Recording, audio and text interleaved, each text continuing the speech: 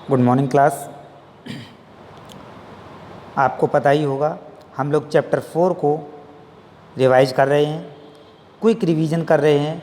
इस सीरीज में first video जो है मैं वो अपलोड किया था, आपने उसको ज़रूर देखा होगा। उसी को मैंने लास्ट में आईयूडीज़ इंट्रा यूटेराइन डिवाइस तक फिनिश किया हुआ था। आज उसी से आगे स्टार्ट करते हैं बेटा, और उसका जो बचा हुआ पोर्शन है उसको कंप्लीट करते हैं।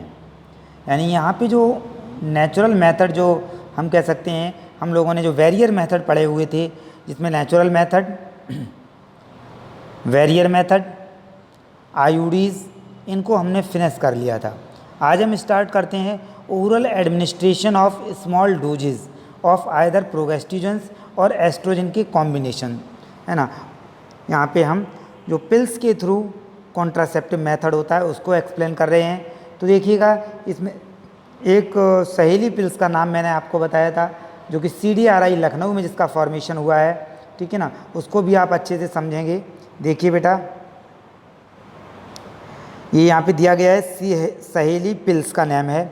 ये CDRI Lucknow means central drugs research institute Lucknow में इसका फॉर्मेशन हुआ है, ठीक है बेटा। चलिए आगे देख लेते हैं ये एक्चुअल में वर्क कैसे करती हैं। तो ये नॉन स्टीरॉयडल प्रिपरेशन होती हैं, इनमें नॉन स्टीरॉयडल हार्मोन से इनको बनाया जाता है। इट्स वंस अ वीक, ये वंस अ वीक पिल्स है बेटा, ठीक है ना। एक वीक में एक ही पिल्स जो प्रेगनेंसी को, है ना, अनवांटेड प्रेगनेंसी से बचना चाहती हैं फीमेल्स, उनको लेनी होती है ये। तो ये काफ़ी ईजी रहती है ना। और जब उनको प्रेगनेंसी कंडीशन में जाना होता है तो फिर वो इस पिल्स को बंद कर देती हैं। ओके बेटा, चलो आगे हम समझते हैं इसको। यहाँ पे देखिएगा क्लियर वे में दिया गया है आईयूडीज़ बेटर रोल प्ले कब करती हैं। तो ये 72 आवर ऑफ कोइटस, बहुत अच्छे से समझना है बेटा, 72 आवर ऑफ कोइटस, इसको मैंने क्वेश्चंस में इंक्लूड किया हुआ है। हम बहुत सारे क्वेश्चंस की प्रैक्टिस करते हैं, है ना, तो उनको क्वेश्चंस में इंक्लूड किया हुआ है, ठीक है ना। आइए सर, आइए। तो ठीक है बेटा, यहाँ पे हमने उसको लिया हुआ है। आप ध्यान रखिएगा, जो पिल्स होती हैं वो 72 आवर ऑफ कोइटस, है ना, कोइटस से 72 आवर्स के अंदर इनको ले लेना होता है, तभी जाकर के ये अपना अच्छा रिजल्ट दे पाती हैं। ओके, चलिए नेक्स्ट जो मेथड है बेटा वो आ जाता है स्टेरिलाइजेशन मेथड। अच्छे से समझिएगा इसको, क्या बोलते हैं इसको हम, स्टेरिलाइजेशन मेथड बोलते हैं, ठीक है बेटा। स्टेरिलाइजेशन मेथड में जो मेल ऑर्गेन होता है मीन्स पेनिस, उसमें एक डक्ट जा रही होती है जिसको हम वास डिफरेंस बोलते हैं, वो यहाँ पे होती है, जिसको कट कर दिया जाता है और टाइट कर दिया जाता है। ओके बेटा, तो इसके थ्रू क्या होता है कि टेस्टिस में स्पर्म का फॉर्मेशन तो होता है बट वो पेनिस से इजैकुलेट नहीं हो पाता है। ओके बेटा, तो इसको हम बोलेंगे वैसेक्टोमी। क्यों वैसेक्टोमी बोल रहे हैं? क्योंकि इसमें वास डिफरेंस को कट किया गया है। ओके बेटा, नेक्स्ट हो जाता है ट्यूबेक्टोमी। देखो बेटा, जो फीमेल रिप्रोडक्टिव ऑर्गेन का प्राइमरी सेक्स ऑर्गेन है ओवरी, उसमें ओवम का फॉर्मेशन होता है, लेकिन अगर जहाँ पे फर्टिलाइजेशन होता है मीन्स फैलोपियन ट्यूब, उसमें जाने से हम इसको रोकें और जो ओवम आते हैं फैलोपियन, जो स्पर्म आते हैं फैलोपियन ट्यूब में और ओवम आता है फैलोपियन ट्यूब में ओवरी से, है ना, उसको हम कहीं ना कहीं ब्लॉक कर दें, वो एक दूसरे को मीटिंग होने से, मिलने से रोक दें, तो कहीं ना कहीं प्रेगनेंसी को रोका जा सकता है। तो ट्यूबेक्टोमी में भी सेम प्रोसीजर करते हैं, इसमें फैलोपियन ट्यूब को कट करके टाइट कर देते हैं। ओके बेटा, तो ये हो जाता है ट्यूबेक्टोमी। आई होप आपको समझ में आ गया होगा बेटा। आगे देख लेते हैं, ये सर्जिकल इन्वेंशन हो जाते हैं। इसमें कुछ बेटा एडवांटेज होते हैं, कुछ डिसएडवांटेज होते हैं, ये आपको चैप्टर हम पढ़ा चुके हैं, उसको आपको तैयार करना होगा बेटा। हम क्विक रिव्यू देख रहे हैं, जो इंपॉर्टेंट क्वेश्चंस बनते हैं उनको हम आपको बता दे रहे हैं बेटा। नेक्स्ट यहाँ से क्वेश्चन बनता है MTP का। MTP in the sense of medical termination of pregnancy, means medically या मेडिसिन की हेल्प से हम प्रेगनेंसी को कैसे टर्मिनेट कर सकते हैं। आपने सुना होगा इसको जनरल या लोकल लैंग्वेज में इसको एबॉर्शन भी बोलते हैं। क्या बोलते हैं इसको? एबॉर्शन। एबॉर्शन बेटा 2 टाइप्स के होते हैं, एक इंड्यूस्ड एबॉर्शन होता है और एक नॉर्मली और नेचुरली एबॉर्शन हो जाता है। कुछ फीमेल्स में ये नेचुरली हो जाता है, लेकिन इंड्यूस्ड कब करवाया जाता है? तो इंड्यूस्ड एबॉर्शन जो होता है जब कोई मेडिसिनल से या मेडिकली कोई प्रॉब्लम हो जाती है, जैसे है ना जो यंग वंस है वो नेचुरल या नॉर्मली डेवलपमेंट नहीं कर रहा होता है, तो इस तरह की प्रेगनेंसी को ख़त्म कर दिया जाता है ना। तो ऐसी कंडीशन में उसको है ना एमटीपी बोलते हैं, मेडिकल टर्मिनेशन ऑफ प्रेगनेंसी। लेकिन आपको पता है कि हमारे इंडिया में ये इसके ऊपर बहुत सारे रूल्स लगाए गए हैं। लीगली वैन नहीं था पहले, ये 1971 में इसको लीगली वैन इसको जो है कुछ कंडीशंस को लगा करके, ठीक है ना, इसको परमिशन दी गई। वैसे ये वैन है बेटा, है ना, मतलब एमटीपी नहीं करा सकते हैं। लेकिन अगर कुछ मेडिकल प्रॉब्लम होती हैं डॉक्टर्स उसको बता देते हैं, है ना, 2 डॉक्टर्स का पैनल होता है, 2 की रिपोर्ट लगती है, तब जा कर के आप इसको करवा सकते हैं, है ना, लीगली अगर हम बोलें तो इसको मेडिकल टर्मिनेशन ऑफ प्रेगनेंसी बोलते हैं बेटा, ठीक है ना। तो ये याद रखेंगे आप। एक्चुअल में आपको पता है फीमेल फर्टिसाइड को बढ़ावा मिल रहा था इससे, है ना, क्योंकि जो भी फीमेल चाइल्ड होती हैं, जो लड़कियां होती हैं, गर्ल्स होती हैं, गर्ल्स बेबी होती हैं, उनको लोग उनकी डेथ करने के लिए वो एबॉर्शन करवा देते थे। वो पहले एमनियोसेंसिस, मैंने आपको कल बताया हुआ था बेटा, एमनियोसेंसिस टेक्निक के थ्रू वो पहले उसका जो है सेक्स को डिटरमाइन कर लेते थे, पता कर लेते थे, उसके बाद में इनको किल कर दिया जाता था। तो इसलिए इसके ऊपर बहुत सारे हम कह सकते हैं जो बैन लगाए गए हैं, है ना, बहुत सारे इसके जो रूल्स बनाए गए हैं, रूल्स एंड रेगुलेशंस, कि कौन इसको करा सकता है।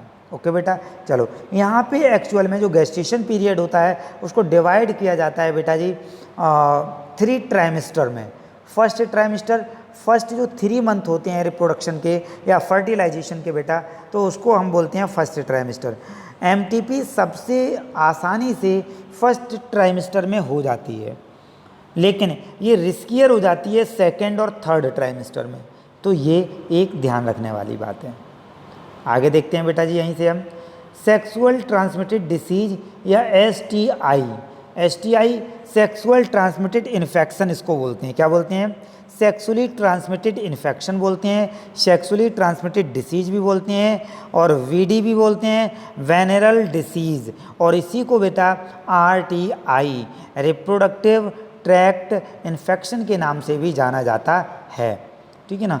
कई डिसीज हैं जो इस तरह से होती हैं, जो सेक्सुअली ट्रांसमिटेड होती हैं, उनको आपको पता करके रखना है। इनमें से सबसे ज़्यादा कॉमनली कौन सी होती है? तो वो है AIDS. AIDS are some of the common STI. Okay बेटा, तो ये क्वेश्चन बन जाता है।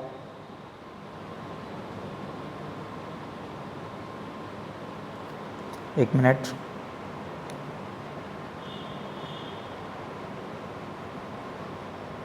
चलिए बेटा, एसटीआई हम लोग देख रहे थे। अभी देखिएगा यहाँ पे उन्होंने कुछ डिसीज के नेम दिए हैं, हम उनको डिस्कस करते हैं बेटा। देखो एक्चुअल में इन्होंने बताया हुआ है, यहाँ पे देखिए वेनरल डिसीज और रिप्रोडक्टिव ट्रैक्ट इन्फेक्शन, गोनोरिया हो गया, सिफिलिस हो गया, जेनिटल हर्पीज हो गया, क्लेमाइडियसिस हो जाएगा, और जेनिटल वार्ट हो जाएगा।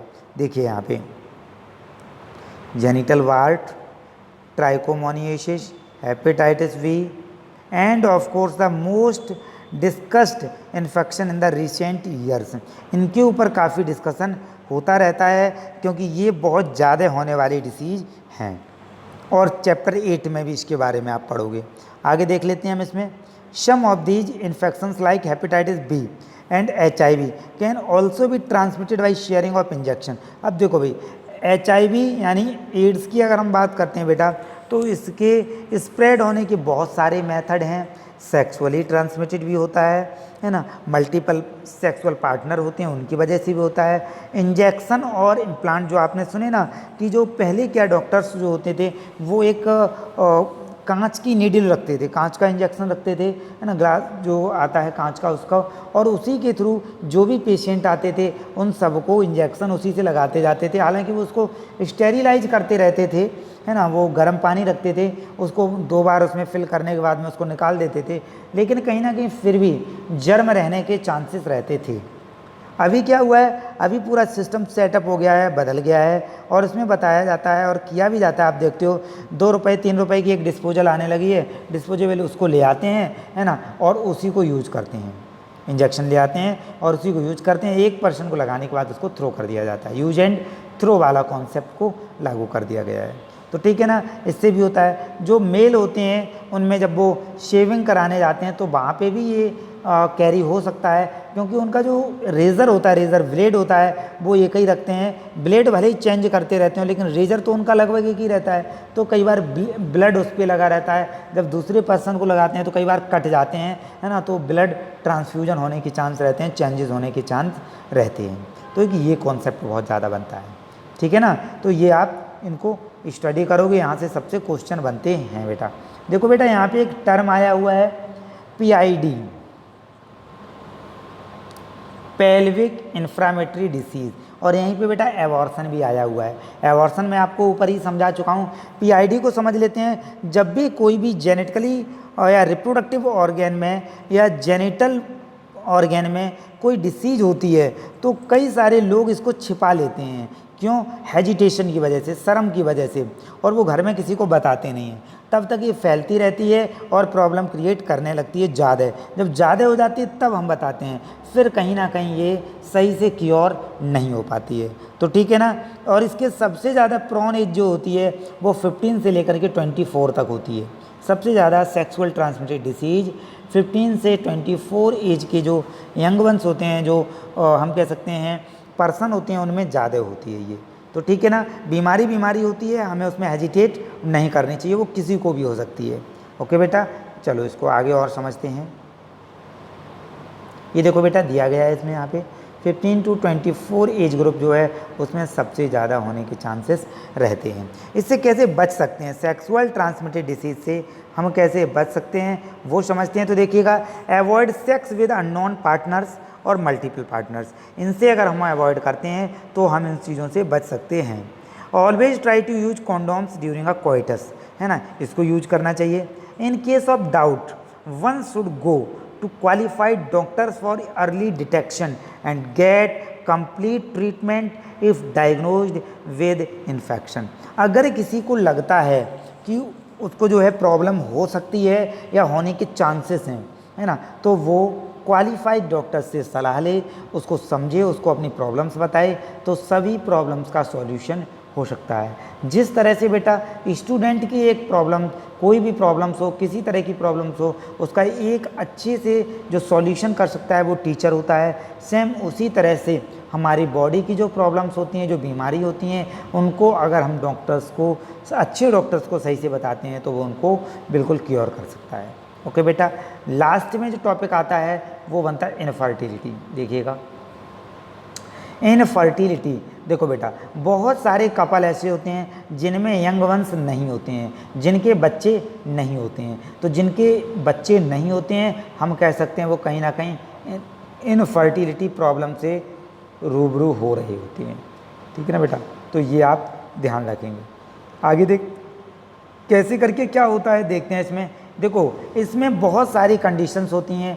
मेल में भी बहुत सारी प्रॉब्लम हो सकती हैं और फीमेल में भी हो सकती हैं। ये नहीं सोचना होता है हमारी जो लोकल, देखो बेटा, ये चैप्टर जो है वो आपकी सेक्स एजुकेशन से रिलेटेड है।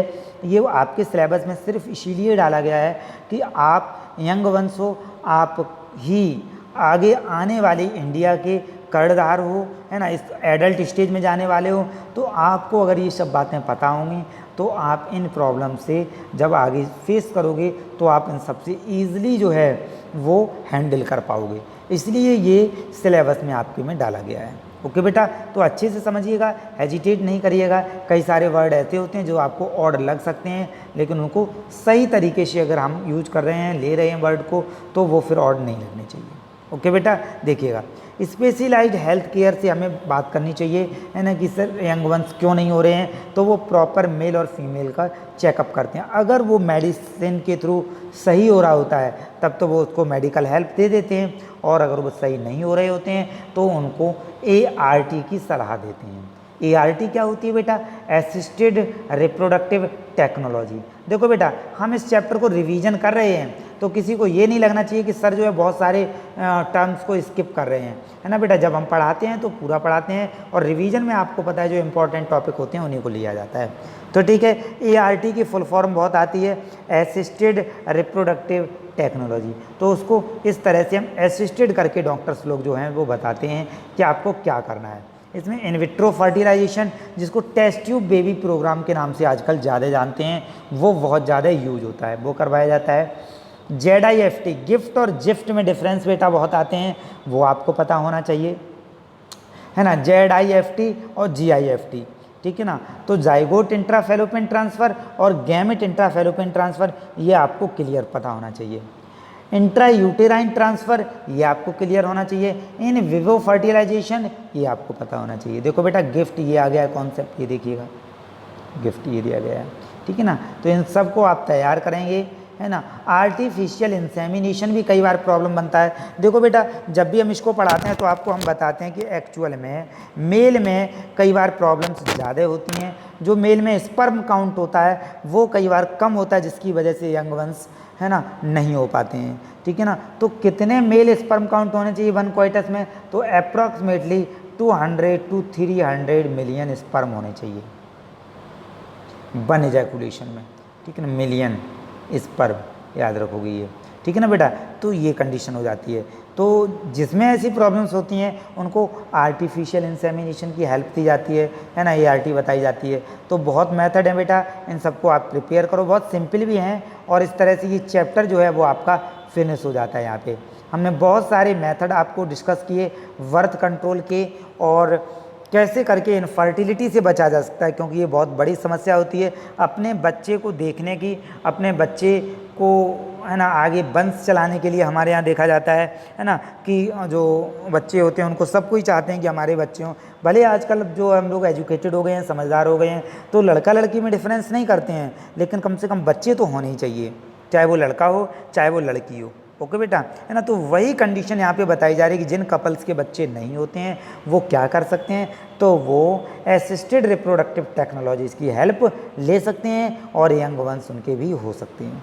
ओके बेटा, मिलते हैं अगले वीडियो में और एक नेक्स्ट चैप्टर को हम डिस्कस करते हैं। तब तक के लिए नमस्कार। चैनल को बेटा लाइक और सब्सक्राइब जरूर करो, उस पर हम कुछ प्रैक्टिस पेपर भी लाएंगे। ओके बेटा, चलो।